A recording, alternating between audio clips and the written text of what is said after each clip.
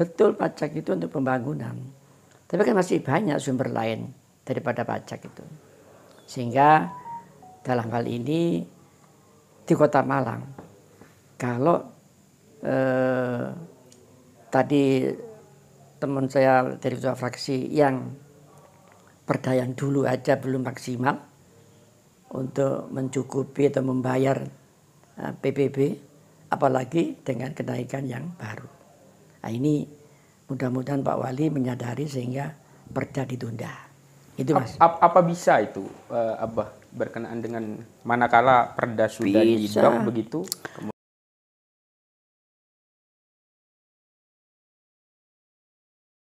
Kemudian ya ini tidak salah ya, soalnya sudah 15 tahun yang lalu.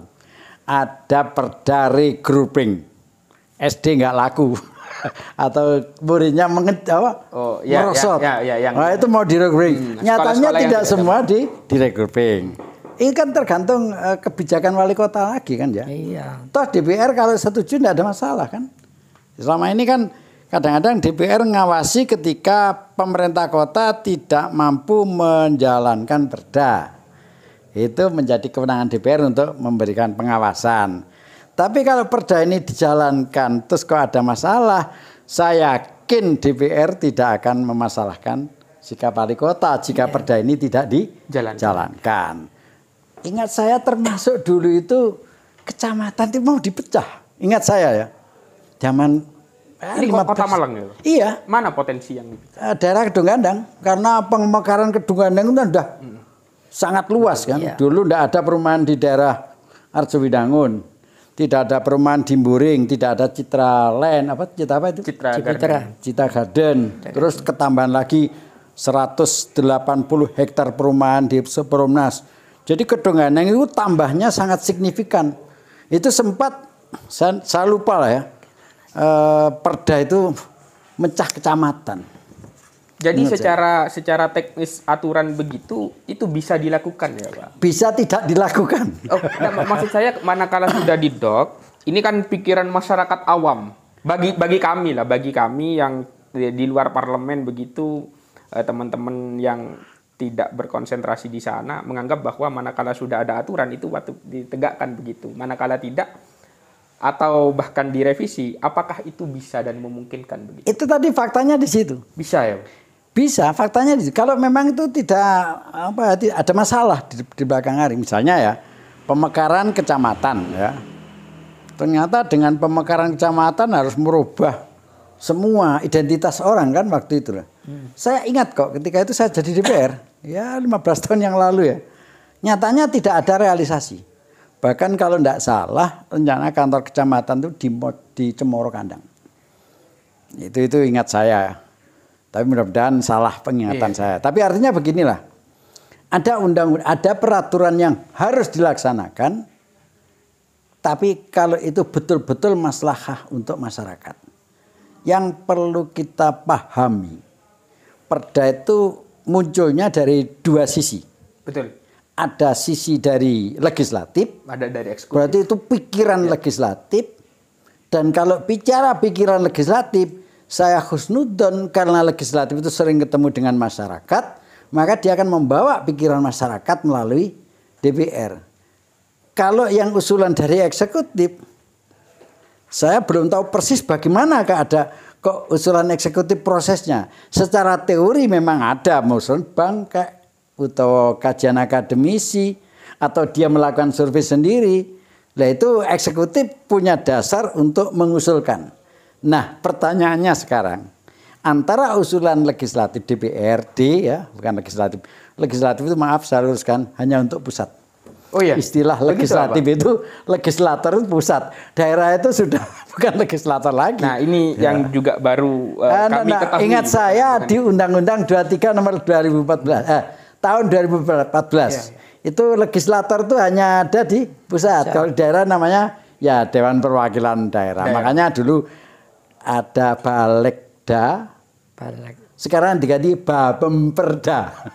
Ya, itu karena istilah saja, tapi istilah kan tidak masalah. Nah, karena DPRD daerah itu tidak bisa membuat undang-undang, bisanya hanya membuat perda. Itu istilahnya itu.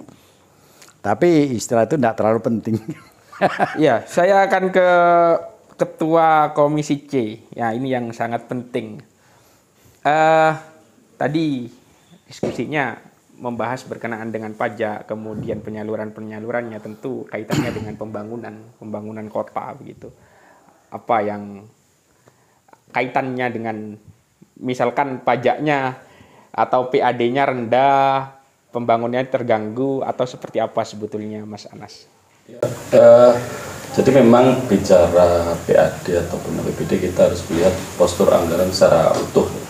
Di Kota Malang memang kita belum memiliki kementerian fiskal, kementerian APBD belum ada. Artinya pendapatan masih jauh lebih kecil, PAD jauh lebih kecil daripada kebutuhan postur APBD secara keseluruhan. Sehingga kita masih sangat mengandalkan yang namanya dana transfer. Dana transfer pusat ke daerah. Ya, jadi APBD itu kalau di persentase yang PAD murni itu kita hanya sekitar 45%, yang 50% itu kita dapat dari transfer, dari given dari pemerintah pusat, mulai dari DAK, DAU, option pajak-pajak option yang lain ya, termasuk kendaraan bermotor dan lain sebagainya. Artinya ketika PAD kita memang belum punya kemandirian, kita masih sangat bergantung kepada transfer. Nah, dana transfer ini kan given sifatnya, tidak menentu, sehingga turunannya adalah nanti di penganggaran kan gitu. Jadi ketika kita membutuhkan anggaran besar untuk mulai infrastruktur macam-macam itu ya masih sangat bergantung kepada itu, sehingga belum bisa ada percepatan yang signifikan. Makanya tadi disampaikan soal pajak tadi. Nah, ini pajak ini kan kalau bicara PAD, BPJT makanan dan minuman itu salah satu ranking tertinggi di pendapatan kita setelah BPATB. Jadi BPATB, terus kemudian ada pajak BPJT makanan minuman, baru kemudian BBB. Itu 3 ranking terbesar pendapatan kita dari PAD. Itu pendapatan asli ya? Iya, pendapatan asli. Nah, itu pajak penting yang kemudian disikapi oleh fraksi PKB, oleh PKB secara partai, sehingga kita tidak menyetujui adanya kenaikan itu, karena itu memang salah satu yang memang sangat berkaitan dengan masyarakat. Nah, turunannya adalah tadi itu ketika kan kita ini memiliki banyak mandatori sebenarnya secara penganggaran. Ada mandatori pendidikan 20%, ada mandatori infrastruktur itu bahkan 40%, ada mandatori kesehatan 20%. Nah, selama kita belum memiliki kemandirian fiskal, pendapatan yang besar, ya tentu saja sifatnya mandatori ini akan terganggu semua. Sekarang yang masih terpenuhi hanya pendidikan yang sudah secara penganggaran 20% lebih, 23 ya, 23%. Kalau infrastruktur jauh lagi tuh, kita masih hanya di sekitar 15%, masih jauh dari 40% itu. Dari 40% sangat jauh sekali. Karena memang bicara infrastruktur kan urusan yang tidak pernah selesai, memang banyak sekali yang diperlukan. Itu muaranya di sana sebenarnya. Namun manakala ada kenaikan pajak khususnya di PBB, P2, istilahnya begitu, apakah ini cukup berpengaruh terhadap pembangunan di Kota Malang? Iya, seperti tadi disampaikan. Jadi problem kita sebenarnya bukan kemudian harus menaikkan, tapi bagaimana wajib-wajib pajak ini kita meminimalkan kebocoran itu dulu. Seperti pajak makanan minuman, ya semua jenis pajak parkir dan lain sebagainya itu ketika kita analisis sebenarnya persoalannya bukan di minimnya pendapatan, tapi besarnya kebocoran. Nah, ini yang kemudian menjadi catatan kita selaku di Dewan ini untuk bagaimana pemerintah kota ini memaksimalkan potensi pendapatan dengan itu tadi, meminimalisir kebocoran. Kalau kebocoran ini kita minimalisir tanpa harus menaikkan persentase, maka PAD akan naik dengan sendirinya, karena ini sifatnya pajak, artinya wajib, semua wajib pajak harus membayar itu. Tapi solusi menaikkan itu bukan solusi utama buat pandangan kami sebagai fraksi, tapi adalah pertama kita minimalisir dulu kebocoran yang di mana-mana itu gitu, dengan menggunakan teknologi, dengan menggunakan banyak cara saya kira. Nah, ketika kebocoran ini bisa kita milih, otomatis kurva kenaikan PAD akan meningkat. Saya akan menanyakan satu hal yang cukup penting. Nah, beberapa bulan ini, kenapa di setiap daerah itu kerap kali membincangkan tentang pajak inilah, pajak itulah. Sebetulnya apakah ini merupakan bagian dari pemerintahan yang baru ataukah ini merupakan siklus yang berulang begitu? Bagaimana tanggapan Abah, Ketua DPC? Saya melihat viralnya problem-problem pajak yang sampai hari ini masih viral ya. Itu pertama ya adanya sosial media. Sebetulnya kan pajak udah lama itu. Ya, yang kedua dengan adanya sosial media begitu viral, orang semakin cerdas kan, semakin paham. Belum lagi ada statement dari seorang gubernur, andaikan pajak kendaraan sekian, selesailah urusan jalan. Nah itu kan orang tambah cerdas dengan statementnya seorang pejabat.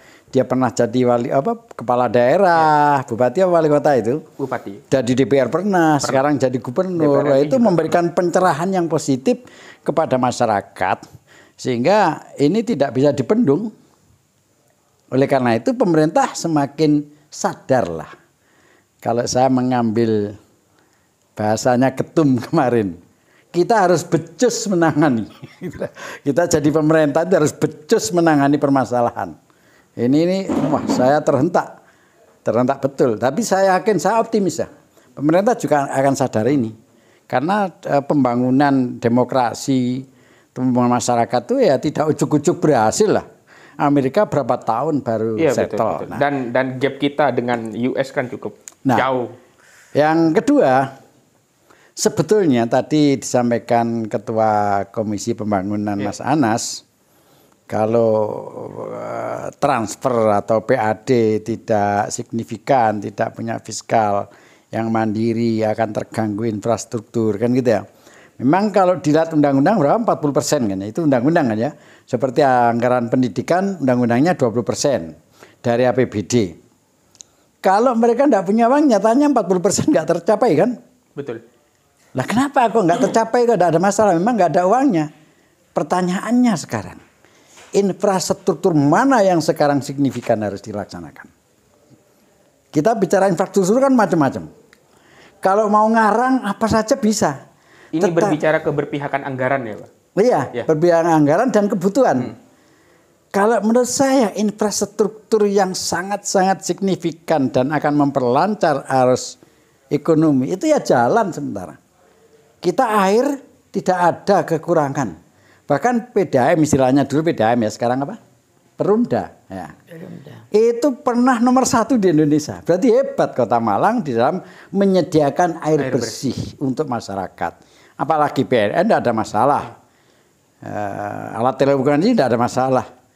Apalagi infrastruktur. Banjir, tadi kita diskusi dalam forum, sebetulnya bukan banjir, genangan air yang antri masuk. Iya. Nah, dan juga di Kota Malang ini ada dikelilingi oleh sungai yang cukup dalam.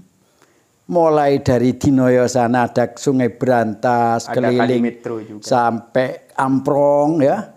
Dari utara ada Kali Amprong sampai Berantas.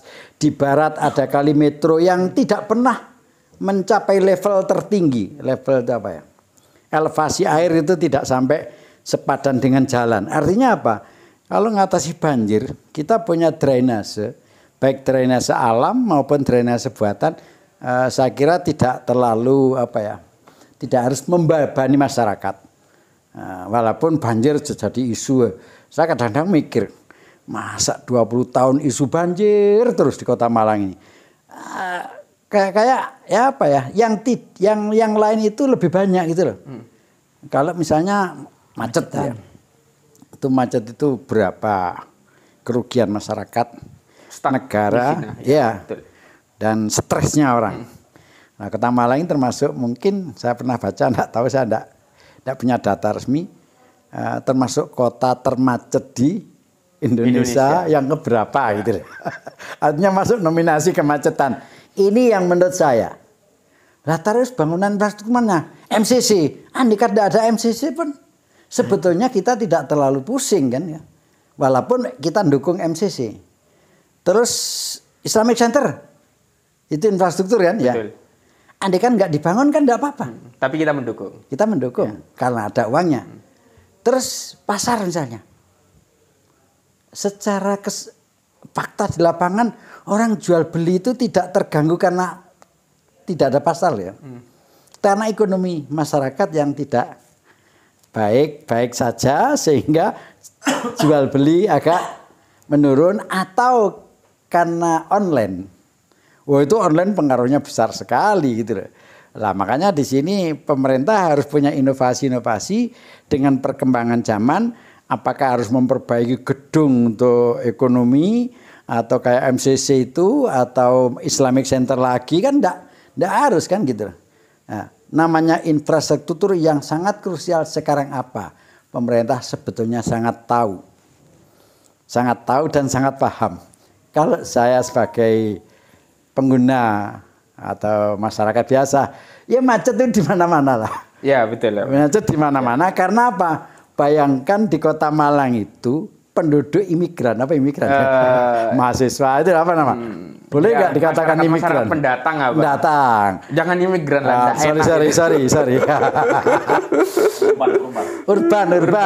Maaf, kita ralat. Ya. Bukan imigran lah. Nah, soalnya kemarin ada isu pekerja imigran di Malang Raya ini sangat tinggi, 200.000 orang. Pendatang yang mencari ilmu, nah, anak-anak kita. Termasuk pekerja. Itu lebih dari hampir separuh dari penduduk Kota Malang. Ini akhirnya kan juga menimbulkan perputaran ekonomi. Betul. Meskipun di sisi lain juga ada problem tersendiri karena otomatis ada problem. Nah, harapan saya gini loh ya. Kalau masyarakat itu diuntungkan, itu ya apa caranya bikin masyarakat diuntungkan gitu loh ya. Saya melihat infrastruktur. Kan saya punya background di real estate ya. Background ya, bukan punya real estate. Karena dulu pernah sebagai pimpinan real estate. Yang membuat sarana prasarana itu pure swasta. Mulai jalan, listrik, penyediaan air, itu bukan pemerintah. Pemerintah hanya sekedar memberikan izin. Sehingga orang bisa hidup di Kota Malang yang pertumbuhan rumahnya cukup signifikan, ya kan? Itu yang membuat itu hanya swasta pure. Nah, pemerintah punya kepedulian memberikan izin. Itu aja sebetulnya lah. Berbuat itulah maksud saya. Pemerintah itu memberikan fasilitas kepada rakyat sehingga rakyat bisa untung ya apa caranya kan gitu. Nah, ini yang perlu kita pikir ke depan. Ya karena reformasi sudah 27 tahun. Masa akan setback problem sama saja. Ya, itulah. Baik teman-teman, kami akan hanya membahas fokus di pajak saja pada sesi ini. Saya akan meminta closing statement, tapi di sesi ini saja terhadap Wakil Ketua DPRD Kota Malang, Abah Haji Abdurrahman terlebih dahulu. Nanti kita bergantian ya. Saya minta untuk memberikan closingnya apa berkenaan dengan pajak ini, begitu Abah. Ya, terima kasih. Karena sebagai Wakil DPRD Kota Malang, Wakil Ketua DPRD Kota Malang, tentunya berharap Pak Wali itu mendahulukan kesejahteraan itu jangan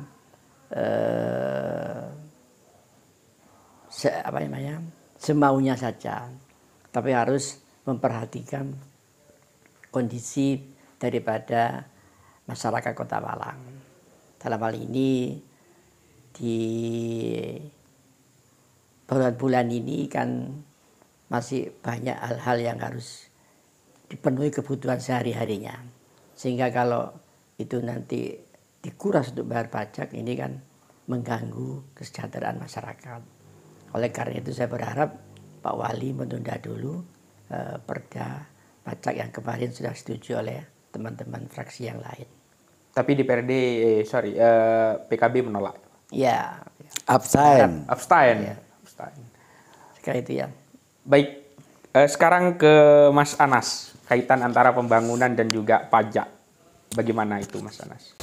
Ya seperti yang tadi kita sampaikan. Jadi memang secara regulasi kan sebenarnya bicara pendapatan maupun pusat ataupun daerah memang cara paling gampang untuk cari duit kan memang dari pajak. Dari pajak. Itu sudah menjadi Dan itu sejak zaman kolonial. Tapi bukan berarti kemudian ketika pemerintah itu punya wewenang untuk melakukan itu tanpa mempertimbangkan kondisi sosial ekonomi masyarakatnya. Itu yang kemudian menjadi pertimbangan kita kemarin di kasus PDRD itu, ketika kita tidak menyetujui kenaikan menjadi 15 juta dan kemudian termasuk PBB 0,2 itu karena itu.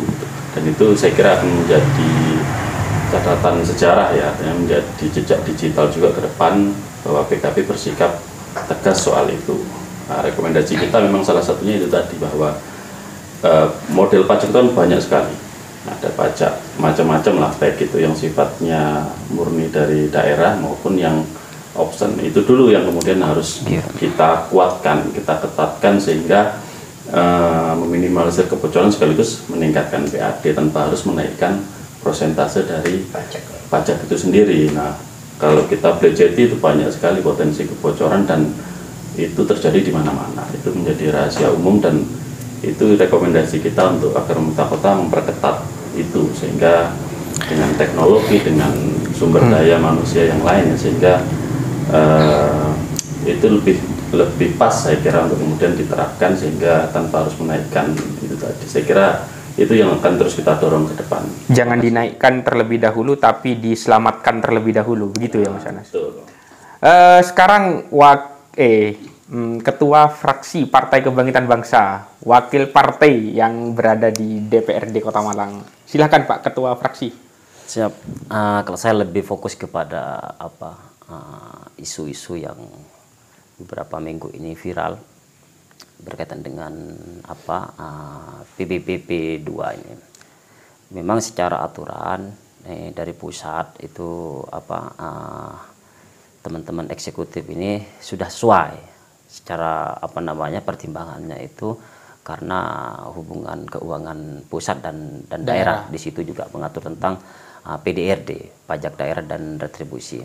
Seperti yang saya sampaikan tadi, tentunya juga harus memikirkan psikologis ataupun kondisi masyarakat kita.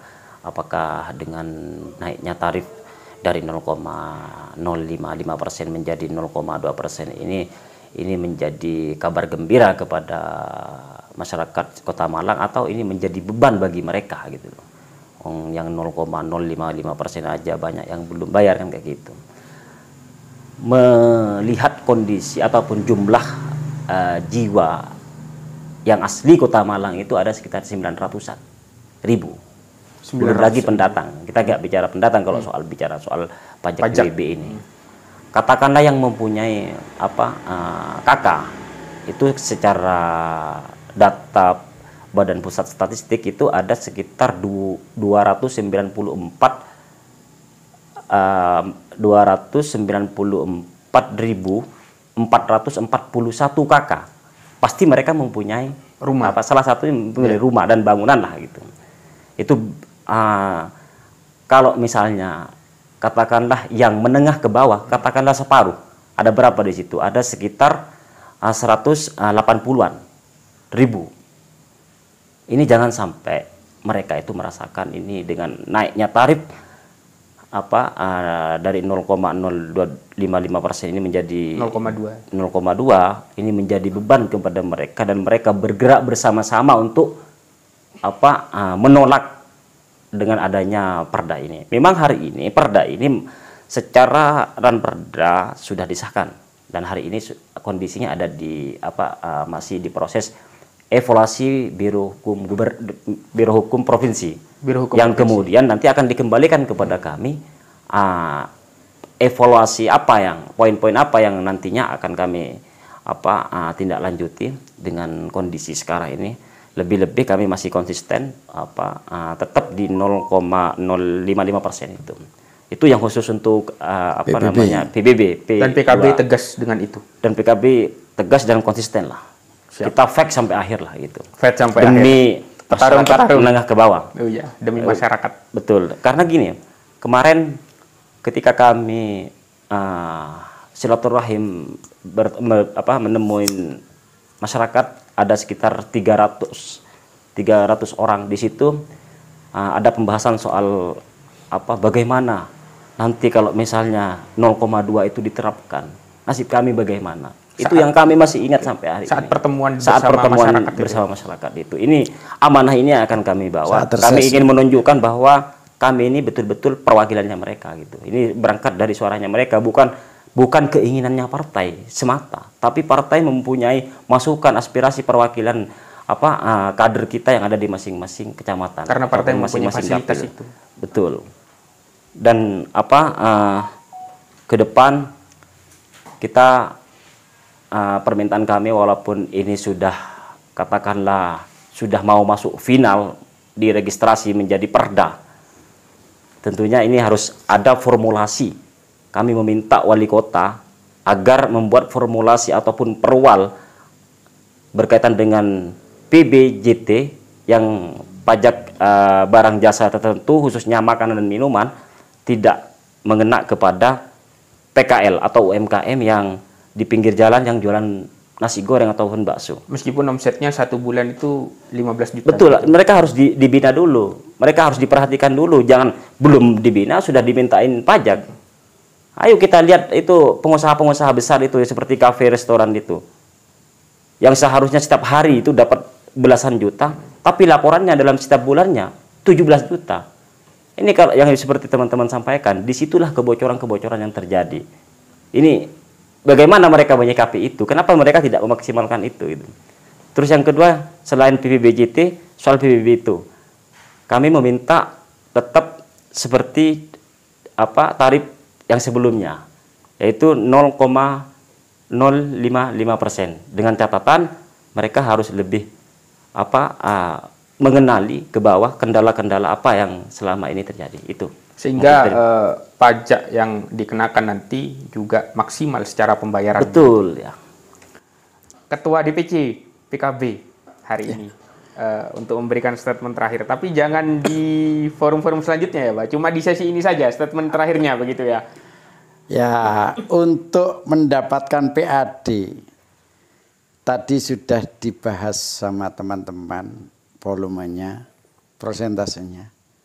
Saya berpikir NJOP itu bisa diturunkan lah. Karena banyak orang NJOP yang kena punya tanah kena NJOP itu kalau dijual nggak laku seharga NJOP. Lah 0, sekian persen itu dari NJOP. Iya betul. Nah itu pemerintah bisa dengan perwal NJOP diturunkan, perda 0,2 dijalankan. Itu untuk mengimbangi kalau memang tidak bisa merubah perda. Itu win-win solution ya Pak. Itu win solution. Jadi NJOP. Yang kedua, saran saya BPATB itu kan juga besar. Di pusat itu sudah ramai BPATB gratis. Iya. Nah, pertanyaan saya, apa sih jeleknya kalau ada pengusaha atau orang per orang jual beli dia dapat untung, kan itu warga kita. Kita senang kan kalau warga itu kaya. Nah itu mindset berpikir kita, bagaimana punya warga kaya.